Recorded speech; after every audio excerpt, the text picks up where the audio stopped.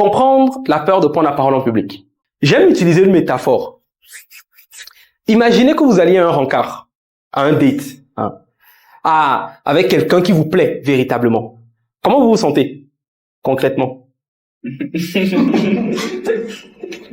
Vous allez à un rencard. Quoi, vous n'avez pas l'habitude de rencard ici, j'ai pas compris. Non, mais dites-moi, quoi, si vous êtes marié depuis 3 ans, dites-moi, je sais pas. Mais comment vous vous sentez dans ce cas? Vous allez à un rencard, vous allez à un date, comment vous vous sentez? Oui? Déjà, je suis un peu stressée. Mm-hmm. Trop d'éducation. Mm-hmm. Et bon, là, le stress de qui est déjà à la maison. D'accord. Et le stress de lorsque je viens devant la personne. Exactement, très bien décrit. Vous stressez parce que c'est l'inconnu, vous ne savez pas comment ça va se passer, n'est-ce pas? Imaginez maintenant vous avez un rencard avec quelqu'un qui ne vous plaît absolument pas. Vous voyez un peu cette personne qui vous envoie des messages, vous répondez 2 jours après en disant « Désolé, j'étais occupé ». Vous voyez un peu? Avec cette personne, comment vous vous sentez quand vous avez un rencard comme ça? On sent que tu as l'habitude. Là. Non. Vous avez vu la spontanéité. J'ai même pas fini la question. Alors moi, hein? Bon, vas-y, oui. Moi, je me sens à l'aise. Ok. Devant cette personne-là, je n'ai aucune pression. Aucune pression, totalement. Il y a des gens qui sont même prêts à mettre, je sais pas, un jogging taché de tache de ketchup ou de tomate ou de mayo.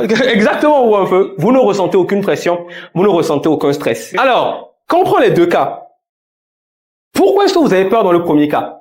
C'est parce qu'il y a un intérêt. Parce que vous avez envie que ça se passe bien. Parce que vous savez qu'il y a un certain enjeu. Pourquoi vous n'avez pas peur? Pourquoi vous ne stressez pas dans le second cas? Parce que tout simplement vous vous en foutez.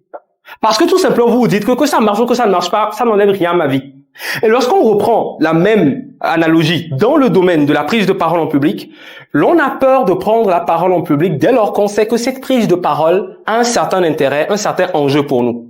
Donc j'ai envie de vous dire, heureusement que vous avez peur de prendre la parole en public. Parce que c'est le garde-fou qui va vous empêcher d'aller raconter des bêtises.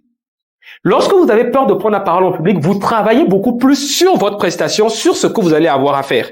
Ça veut dire que la peur n'est qu'un indicateur. C'est son rôle.